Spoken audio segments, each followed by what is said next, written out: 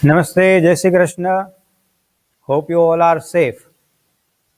Before I used to say healthy, but today, last few days, circumstances force us to ask, hope you are all are safe, particularly in Gauteng and KZN areas.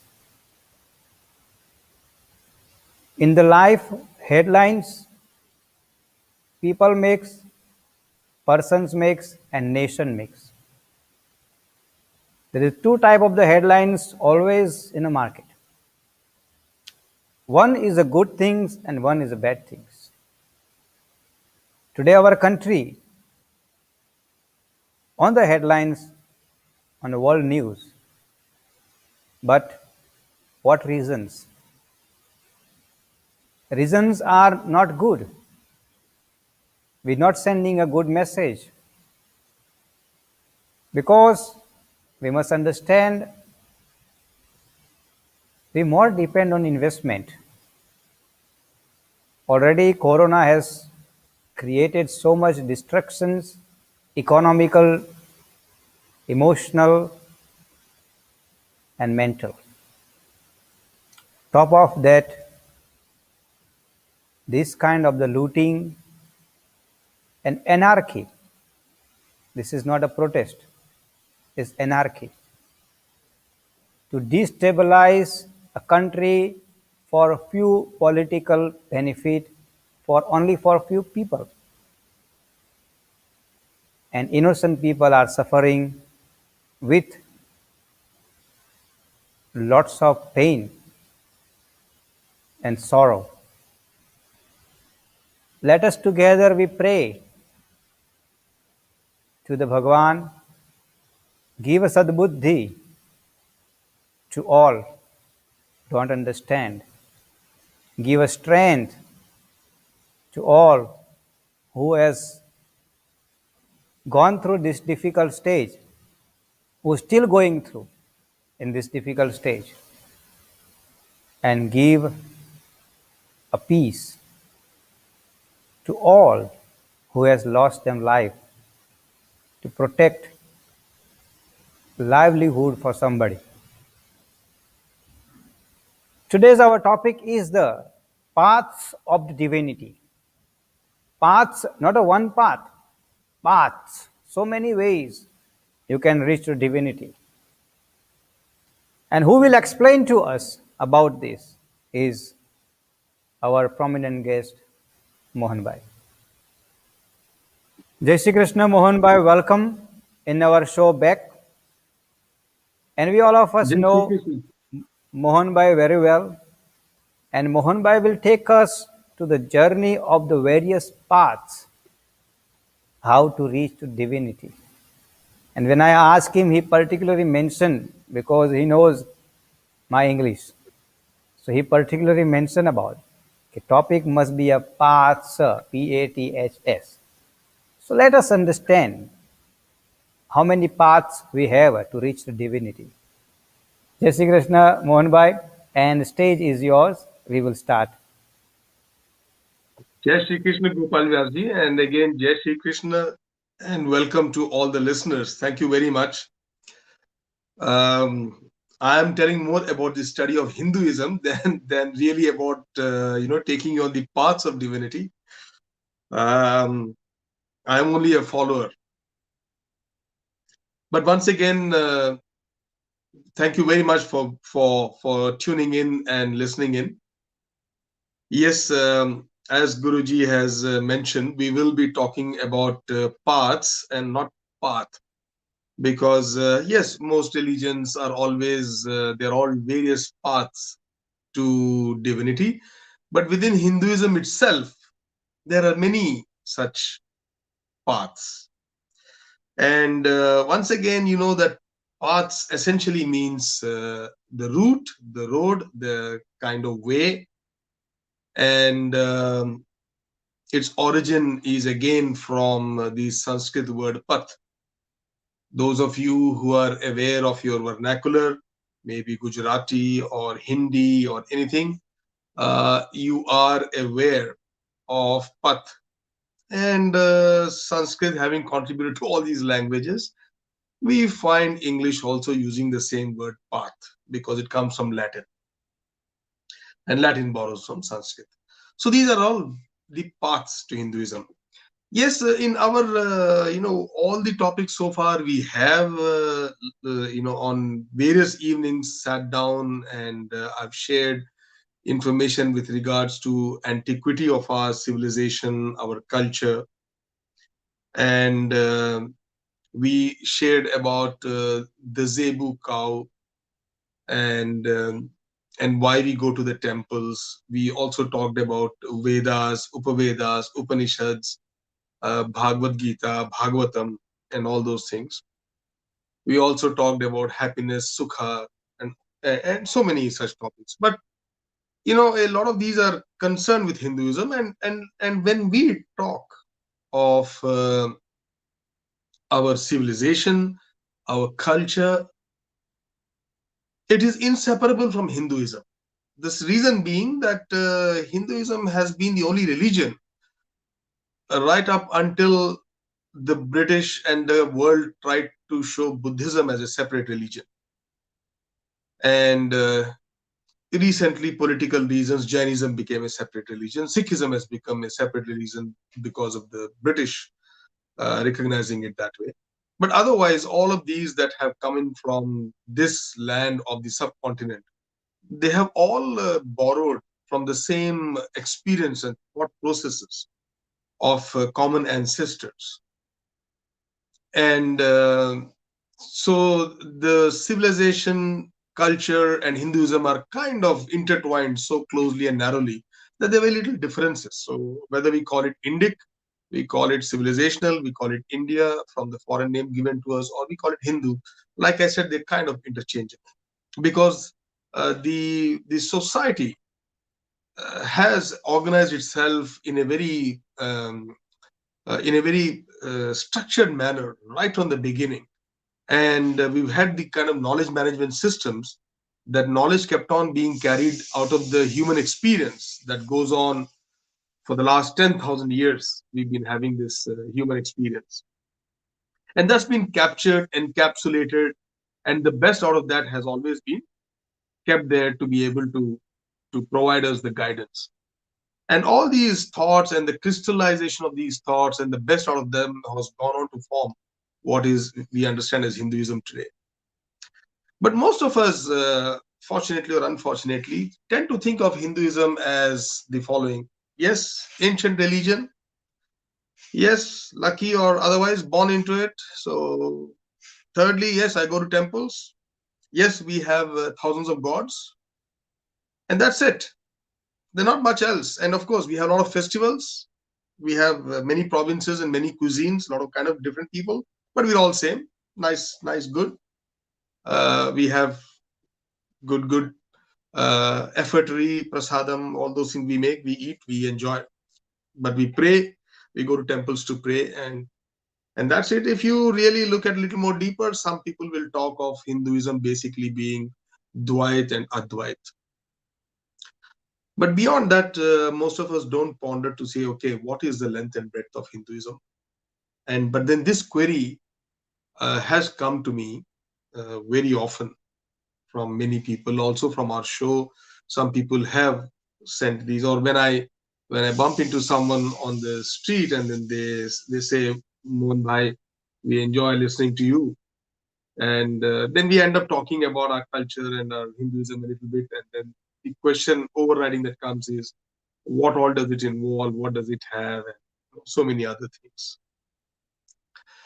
So, so today I thought, let us share about the Hindu thought processes and the philosophies within Hinduism, and the different schools of philosophy, or there's different schools of thought, because all of them are concerned with the same goals, but we got certain different routes, and those are called the paths. So Hinduism is a very, very vibrant religion with a huge amount of debate and inquiry and arguments to arrive at what is the final methods or procedures. Let us just look at the very basic foundations. The whole belief in Hinduism, which is so unique, is that human beings, they seek unending ecstatic pleasure and joy and happiness in this life and the next. This is a very fundamental assumption that's been taken, that we who were born in as human beings, now imagine we were first a primitive society, but once we got down to being a little organized, we started communicating with each other, started having some kind of a settled life, and we built a civilization. We very quickly recognized that the very intrinsic and innate nature of the human being is niratisya priti. That means it is unending ecstatic pleasure. Imagine, it's not even pleasure, unending ecstatic pleasure, joy, happiness forever in this life and the next. What a goal.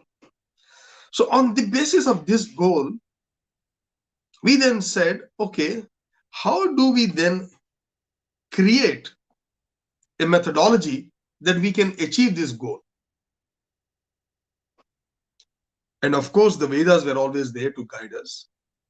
So, in order to be able to achieve these goals, our sages and our ancestors, our illustrious forefathers, they sat down and they came to the conclusion that they started with what we call as mimamsa.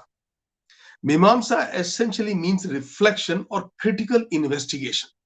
So, which means what can you do? You sit back and then you reflect on all that you know and experienced, and then you critically investigate it and analyze it, and that became mimamsa. Now, what happens is we've got 6 schools of philosophy based upon this, which have taken the Vedas as being the central body of knowledge. And then we got 3 other schools which have not taken the Vedas to be the central body of knowledge. So, like that, we have about 9 schools or 9 paths, all of which are supposed to lead to this divinity. And divinity in the end is almost like when you become God. You see, you have unending ecstatic pleasure, joy, and happiness this life and the next. Awesome. So now this Mimamsa scholarship was centrally concerned with the philosophy of language. Again, see, they found out after all of this, how do they do it? Because whatever they found, they then realized that the way in which human beings communicate with each other and across generations with language in order to act in a manner that enables them to achieve that which motivates them to reach this goal. So they thought that not only do we identify the philosophy, but in order to transmit this philosophy so that it becomes a part of our life, they did not try and say you join a school and then you go through this process and all. No, they made it intrinsic within your everyday speech. And that is why you will find the story of Sanskrit so fascinating.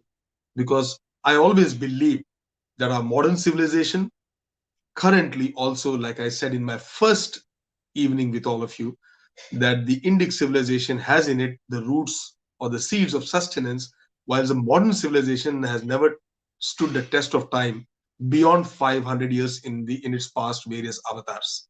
So if we wanted to continue this civilization and sustain it, we will have to fall back upon what our forefathers had embedded as civilizational seeds, and they embedded that in the form of language, because through language and through the learning of language, you will be able to understand all these. But now let's come to these schools of philosophy. While those might be the techniques and other thing, we will get to that some other day again in more detail.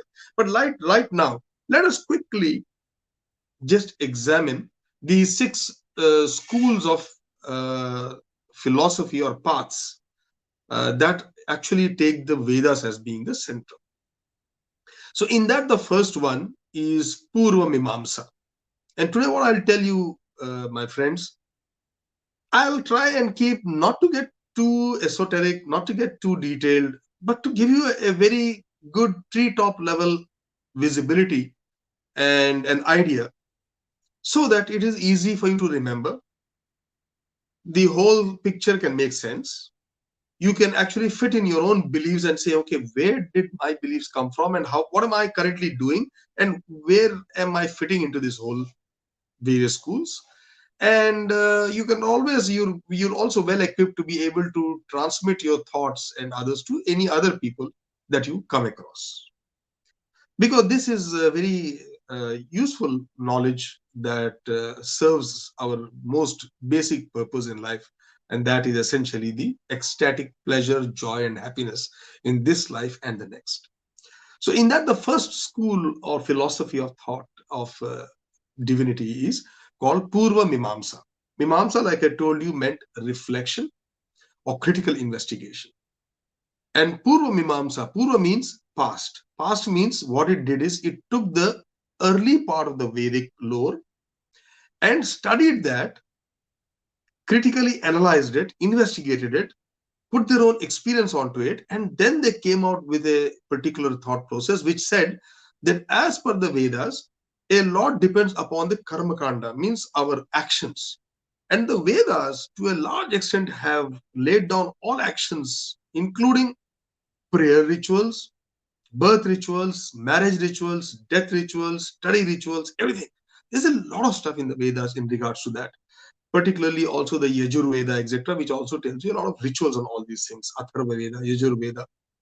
So they have taken these and they call it, it's basically a very, very ritual based philosophy which says you do these rituals, do your karma kanda, and do it in a manner as prescribed by the Vedas, and then do it in that fashion, and it shall take you towards your moksha. Moksha is ultimately your everlasting joy in this life and the next and forever. And from there, a lot of other sciences come out, because you remember, for those rituals you needed to do a yajna, and that yajna would, some of them would start to Savitr, that is the first rays of the sun, even before the sun reaches on the horizon.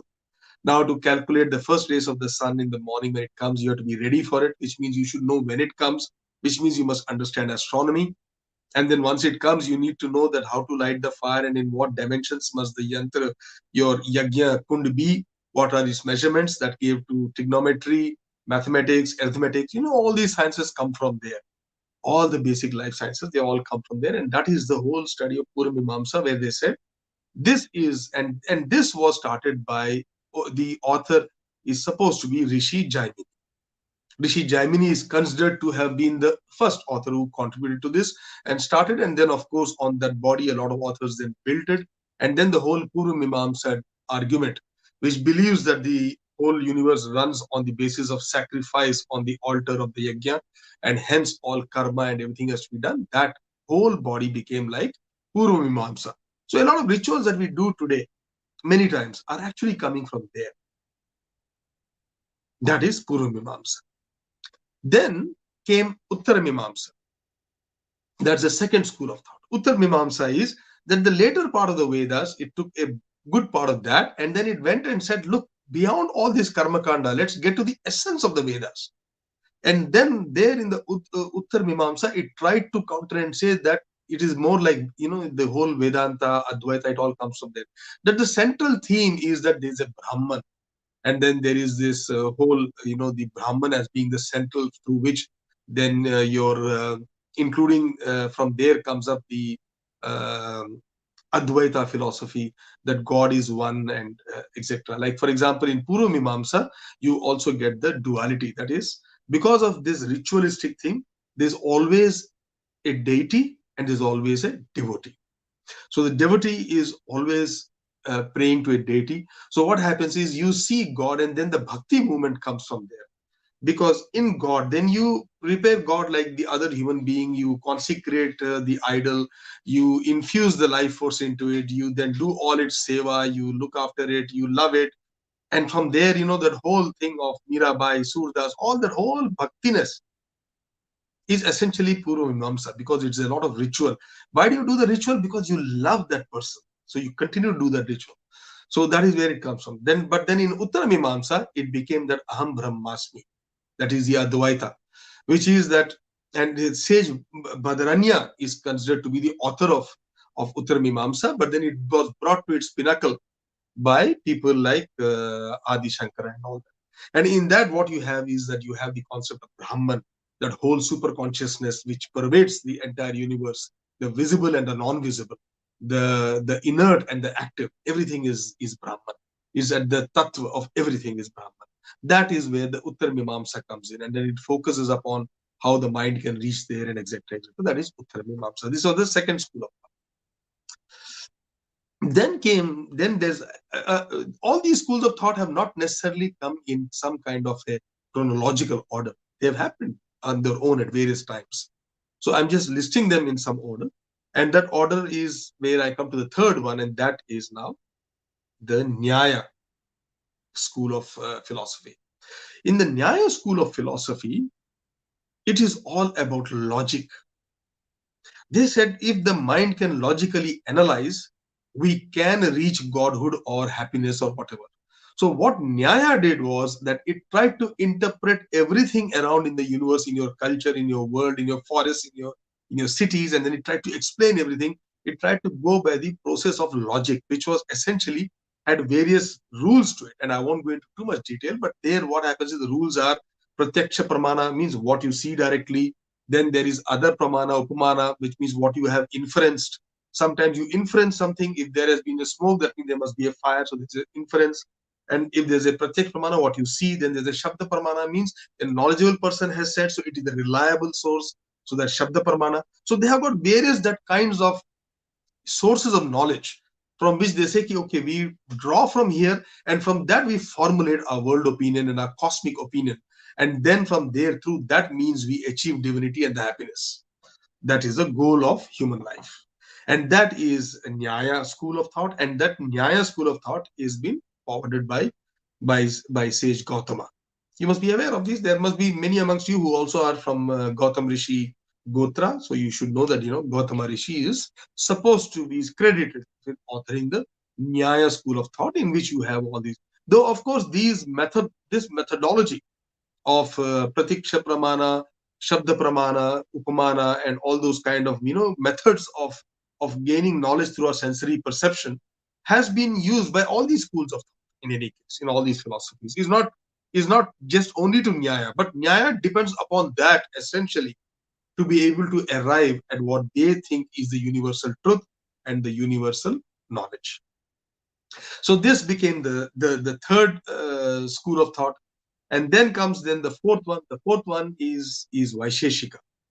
Vaisheshika is the founder of it, is credited to be Sage Kannada. Sage Kannada, can you believe it, is supposed to be the first man, even thousands of years before scientist Dalton from the West found out. He had already described the atom.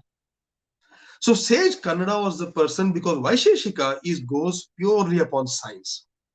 Now you see here again what a beautiful, we can be proud of what our religion is, because the modern world today looks at it as follows. Modern world says, if you're scientific, you're not religious. If you're religious, you're not scientific, because both don't seem to agree with each other fundamentally. It is actually quoted in a very fashionable way to say, when Einstein said, yo, it must be a very spooky thing that God created in this universe, when he didn't understand the quantum mechanics and found some of the phenomena. Or when Newton or these people, these scientists, when they talk about God, it seems like, sure, how can he, because they're supposed to be like agnostic, like they can't believe in God. Come on, science doesn't go in, because God is about faith and science is about knowledge. So this is the impression they have. But Hinduism is not like that. Hinduism, the very foundations are based upon knowledge and are based upon science. So the next one, that is Vaisheshika, which was done by Kannada, it purely believes upon science. It goes a step beyond even Nyaya's rational thought and logical thought to say that everything is based upon science. So it goes right up to the micro issues of science, like your quantum physics, and then it goes on to identify the atom, the way the atom requires energy, how it couples with energy and then sustains, what is the goal of the atom. So if we are all made up of atoms, what would be our goal? It goes on to that level. So it is very, very much upon physics, and sometimes gets into the realm of metaphysics. But it is essentially drawing upon the science of physics to be able to talk of the Hindu religion. And it shows that as the methodology in which to reach divinity and the reach goals of happiness. That is your Vaisheshika school. And then, of course, you also have the Sankhya school of thought. Now, the Sankhya school is about, you know, is about Kapila. And, you know, Kapila Muni is the one who started the Sankhya school. In Sankhya school, what happened was that initially they said the whole universe is essentially a manifestation of Shakti. It is Prakriti. And then later on in the Sankhya philosophy, they came with the idea that this Prakriti comes in joined with Purusha. Purusha is supposed to be that sublime, inert Brahman, which is ever pervading everywhere.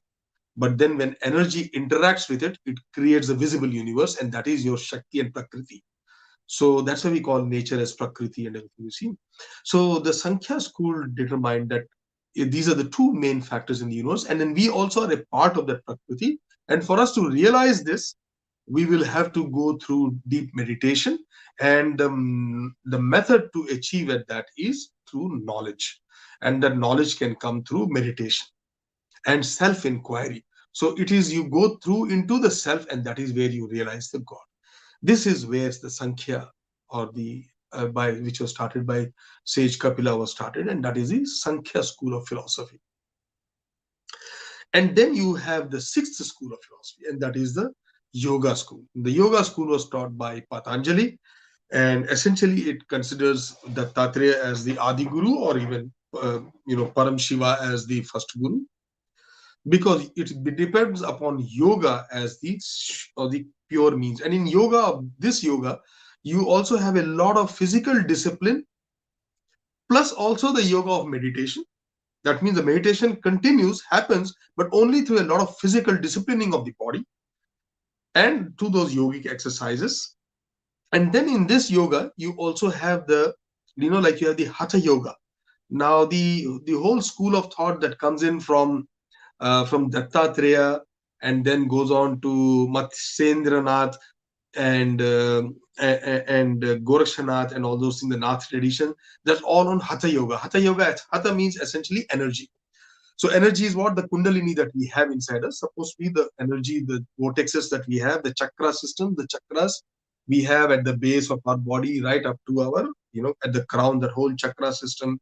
All these come into the yoga school of thought. So wherever you are following that, you are kind of following the yoga school of thought. And then there also it believes that the meditation and those things can be achieved through this extreme self-disciplining, is what it believes to be the yoga school. So you see, we had all these six schools. The first one was Purva Mimamsa. The second one was Uttara Mimamsa. Third one we said is Nyaya. Fourth one was Sankhya. Fifth one was Sankhya was the fifth one, and Yoga is the sixth one. And in between, we also said Nyaya was the third one. So as we went through all these schools, we talked about these being all of these were based upon the Vedic school of thought. Okay, now we're going to talk about the ones that were the non-Vedic ones. So in the Vedic ones, yes, the name that I had forgotten and I was trying to tell you is the Vaisheshika. So the first one was Purva Mimamsa, that means the early part of the Vedas. And then the essence of the Vedas became the Uttara Mimamsa. Then the Nyaya, which was on the logic. Then the Vaisheshika, which was a lot on physics and science. Then the Sankhya system, which is on meditation.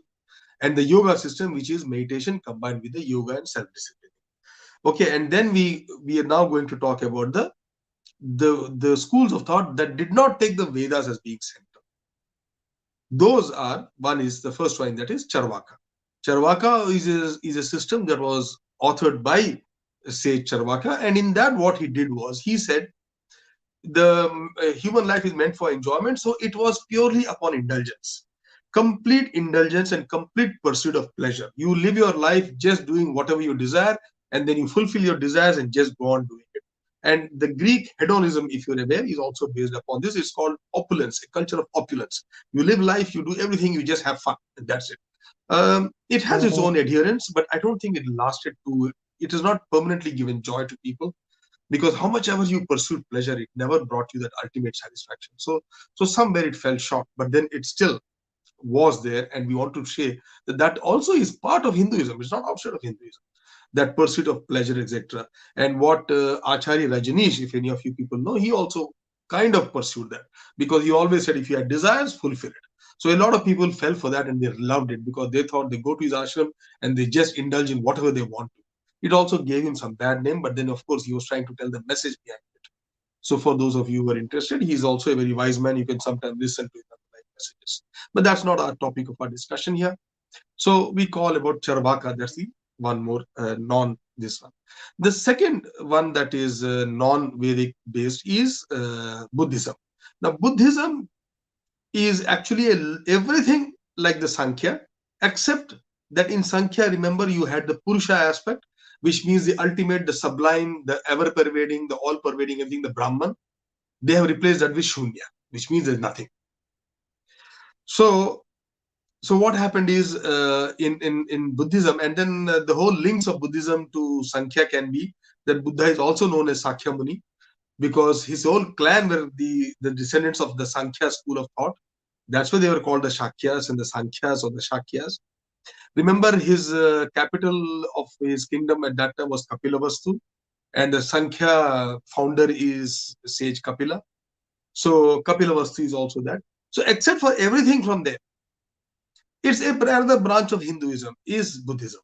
It's only that much later on, because once you have a much later historians try to show as if Buddhism right from its inception, as if Buddha or soon after they started creating a new religion. No, it wasn't. Because what Buddha said was that whatever your experience is, you need to experience yourself. That's why he divorced himself from the Vedas, because he said it's all good to know it, get the knowledge, but unless and until you experience that ecstasy, you cannot. So that is why he always mentioned that you don't have to take a guru from there, and that's why I didn't go to the Vedas. But I think next time or sometime we will talk about the whole guru concept and say how does that come in, what role does it play. But what happened is, because of that, they divorced themselves from the central teaching of the Veda in terms of the Brahman, but everything else they took from there, and all their rituals, a lot of it is there. But of course, nowadays a lot more has come into it, because it migrated itself towards the eastern part of Asia and borrowed a lot of traditions from there. So Buddhism has become much more like a lot of people link it to Chinese and Japanese, but essentially it is nothing but a branch of Hinduism. It's just that much later on it became a separate one. But all of these things are there, but Buddhism is that as it is. Even in a Garuda Puran, Buddha is considered to be one of the avatars. Then the last, which is non-Vedic in that, is the Ajivika. Ajivika is basically, mendicants and wanderers. Some people who just wander around in search of nothingness and everything. They are just sages, and they just wander around with no meaning in life. They feel that life is meaningless, and that's all. They just go around there, and they don't submit themselves to any authority. So that is the Ajivika school of people, and they do that. I need to study a little bit more around that one. I'm not sufficiently investigated, because I'm not sure if the Nagas and those people come under that. I don't think so, because the Nagas have a very organized way of doing things, the Naga sadhus. But then this also is a particular Avijika school, was also one where they did not subscribe to any authority or any kind of a knowledge body, and they just roamed around in search of their own happiness or their own divinity and their own salvation. That was the Avijika school of thought. So these are the three that were non-Vedic or did not base themselves upon the Veda and tried to divorce themselves from that. And the earlier six that I mentioned to you are based upon the Vedic schools. So these are all the paths that are contained within the Hindu practices. And today, even though we are not divided into all those schools in terms of per se, in terms of specialization in our religion, in the religious pursuit, anything, a lot of practices from all those things comes across to us. The Advaita, which a lot of people nowadays are falling towards, is from the Uttara Mimamsa school. The rituals comes from the Purva Mimamsa school. The meditation comes from the Sankhya school. And then the logic and the inference that we try to do in our search for God, all of that comes from the Nyaya school. The physics and even the quantum physics that we take, which today, you will find Western people trying to say that Buddhism comes closest to quantum physics. But frankly, I think that last frontier that they need to cross, because it comes to Shunya, doesn't still match what you find in quantum physics. Actually plays better with the Brahman. You see, again, I'm not talking of the Brahmin Kshatri caste. The Brahman is the Brahma, that Brahman that we are talking about, the all-pervading universal consciousness. Finally, quantum physics will have to marry with that, and that again comes from the Sankhya school of thought. So, and then of course, yoga is becoming a craze these days. Of course, is being abused a lot by whatnot, all your kind of silly practitioners who come and tell you things even like beer yoga and whatnot, coffee yoga and whatnot. But then again, these are great schools of thought and great schools of philosophy, which we have inherited as a legacy from our ancestors. The least we can do is be aware of it, so that you at least know from a treetop level detail of what it is. You can fit in where you do it, your practices, you can try and fit into that. And yes, please do talk about it. Please ask questions whenever you feel like. Chat to yourselves, investigate, inquire. Remember, Mimamsa itself meant reflection and investigation and critical analysis. In the end, the goal is ecstatic pleasure, happiness, and joy. So, with that, my friends, I leave you here. I hope you enjoyed the talk today. And I will invite Gopal Vyasji to please take the floor and open to questions. If there are any, I'm happy to answer. If not, please take it forward from here. Thank you very much. Jai Shri Krishna. Thank you, Mohan Bhai, for your time, for your very, very informative knowledge which you have shared with us. Yes, there is a lots of paths to reach divinity, but one word is experience. We have to experience the paths which we have choose, and divinity, to reach that highest positions of the divinity, is all about the experience. We have our various ways to reach to divinity, but problem we sitting with is we only leave everything on halfway, and then we get confused. Oh, I have done these things, but I haven't attained something. Then okay, somebody tells, okay, let's do that way, and say, okay, I didn't receive what I wanted. Okay, okay, go to that path, go to that path. Eventually, whole life goes. It look like when we get some kind of the disease, and then various people says, okay, take this medicine, take that medicine, take that medicine. But if you don't finish the course, and then I know always in the medical terms, the medical doctors always say antibiotics, the course, 5 days course, 6 days course, you have to finish. If you're not going to finish, then you're not going to get fully cured. So exactly, Mohan Bhai has explained same thing.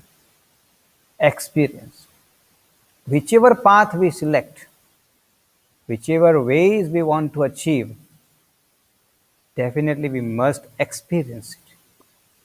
Likewise, you all are watching us consistently, constantly to us. You experiencing yourself to you learning something from us. And that is why it's called the experience of the rich. So let us find which path we want to. And as Mohan Bhai rightly says, ask. Ask this question. If you're not going to ask, you're not going to get answer. So Mohan Bhai is always available. Myself always is available. You can contact us anytime. Thank you, Mohan Bhai, once again for coming to our show as consistent, our prominent guest. And thank you for your all time and effort, because we know it's not easy to speak almost 35 minutes. You need almost more than 3 days research, because you're speaking live and this is getting recorded. So it has to be fully responsibly spoken out. And that is why we say thank you for your all efforts and time which you are doing for our viewers and for our Yes, devotees. it's my Thank you, pleasure. Jessica. Thank you. Yes, Thank you once again. it's a lifelong research that we keep on questioning and studying, and it just becomes part of you. But thank you very Yeah, much I for think your I think support. Mohanbhai, I think that is a very good things.